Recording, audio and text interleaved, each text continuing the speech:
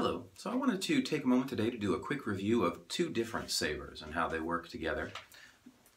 In this hand I have the Ultrasabers Renegade. You can see it's a fairly large saber. It's got a lot of points on it. I'll talk more about this. In this hand I have a Flamberge. Now the Flamberge is, this is a V2, but the top portion of this is the same between the V2 and the V1. The hilt is slightly different, but I'll talk about that. I'm talking mostly about the crossguard portion. So if you're looking for a crossguard saber, both of these are pretty good options. They both get the job done. However, let's take a look at the Renegade first. The Renegade with these blades right here, these things are sharp. This is actually one of the drawbacks to it. They're set in with a set screw right there. The problem is you can't remove these blades. Well, you can, but you don't want to. With this saber, this portion right here is on a swivel. I'm presuming it's for the installation. The two pieces come apart. This piece comes up from this, but this piece right here is on a swivel. That swivel is held in place by these set screws that are attaching the blade.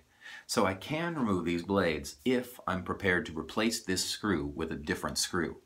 Otherwise, I'm stuck with these blades. With the blades in place, I cannot remove the emitters from the sides. I can remove the emitter from the top. And one of the things about the Renegade, this is actually a really nice emitter right here. But this one I can remove. These I can't remove without a lot of work. All right, the Renegade is a very large saber.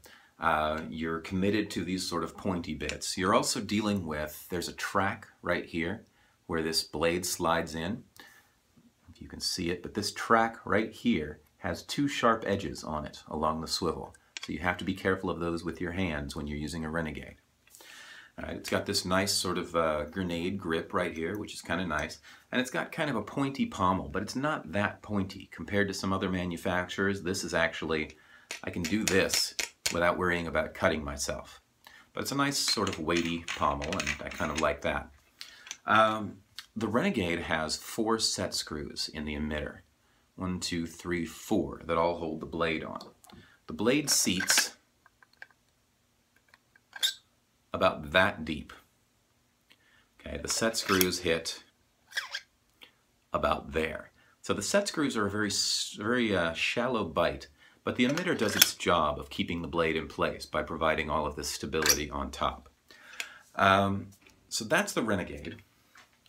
Let's take a look at the Flamberge. Now the Flamberge has 3 emitters as well. Tiny little emitters as opposed to the Renegade. Okay, that is the emitter from a Flamberge. Okay, it has 3 set screws instead of 4.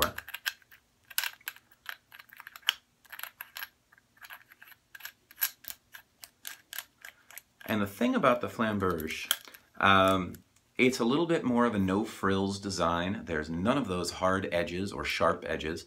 It still has this swivel held in place with 4 set screws to hold the swivel in place, but it doesn't have those tracks. The side blades, get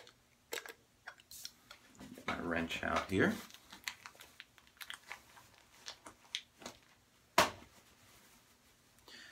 The side blades, if I open these up,